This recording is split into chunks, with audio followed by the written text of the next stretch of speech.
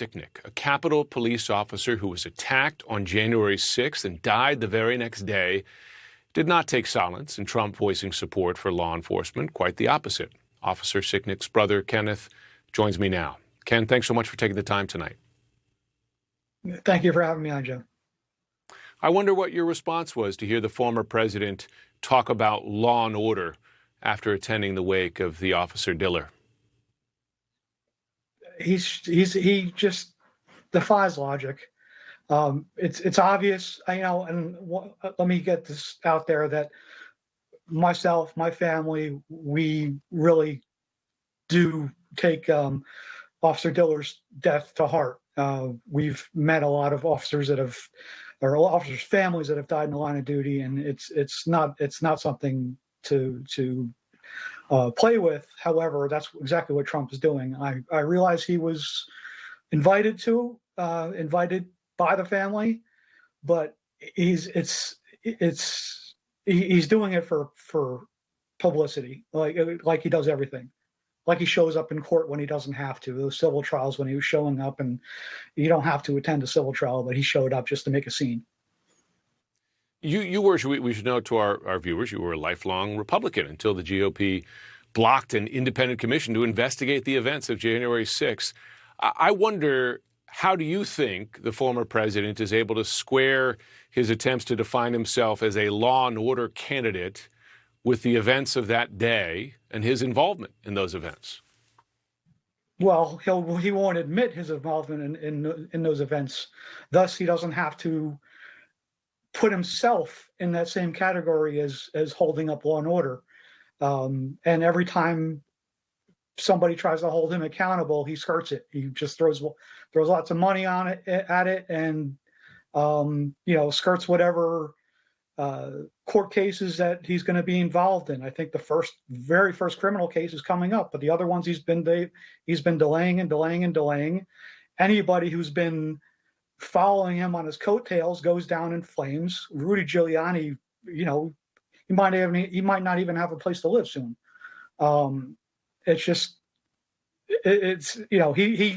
law and order for everybody except for him, because we all know that he's even appealing with the Supreme Court right now that president's above the law. Mm.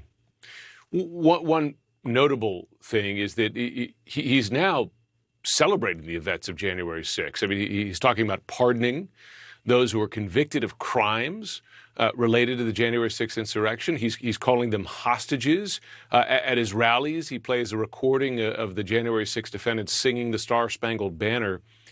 I wonder how you react when you see the president celebrating that day, not even running away from it, but now celebrating it. He's disgusting, but I know I'm not going to change anybody's mind.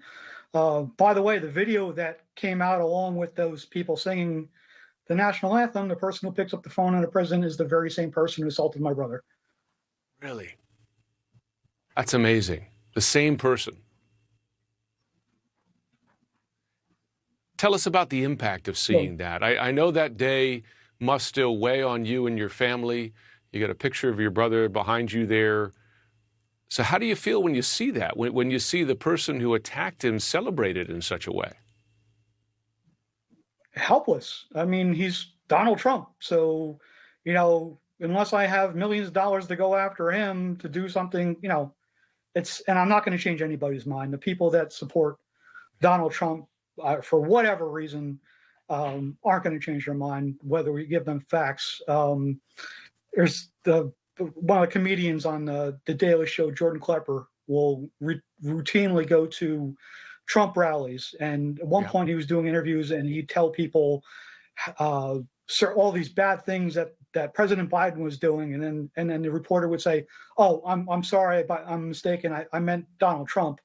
And the people that they were speaking to completely flipped their stories and defended Trump until with whatever things they can think of, that, it wasn't his fault or he didn't mean to do it that way. So there's no changing minds of the people that are already lined up behind him. Well, let me ask you this then. If there's no changing minds, if you had a moment to interact with them, what would you say to them in a word, in a sentence?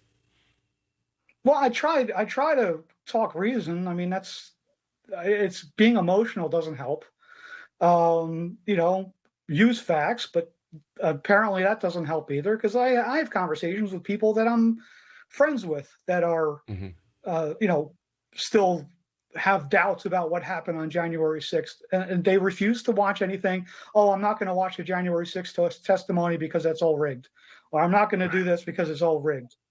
So they Yeah. bury their heads in the sand and believe what they're told on Alex Jones and his other advisors' podcast, Hmm. um, and they won't hear anything else. They won't sit back and go, "Oh, you know what? That makes sense," or "Really, that did happen." So it's frustrating knowing that with the division, with the tribalism going on, it's really hard to change hearts and minds. Yeah. Well, it's got to be heartbreaking for you and your family too. Kenneth Sicknick, thank you for coming on, and we do wish you and your family the very best. Thank you, Jim. Now to a CNN exclusive, Republican Congressman Brian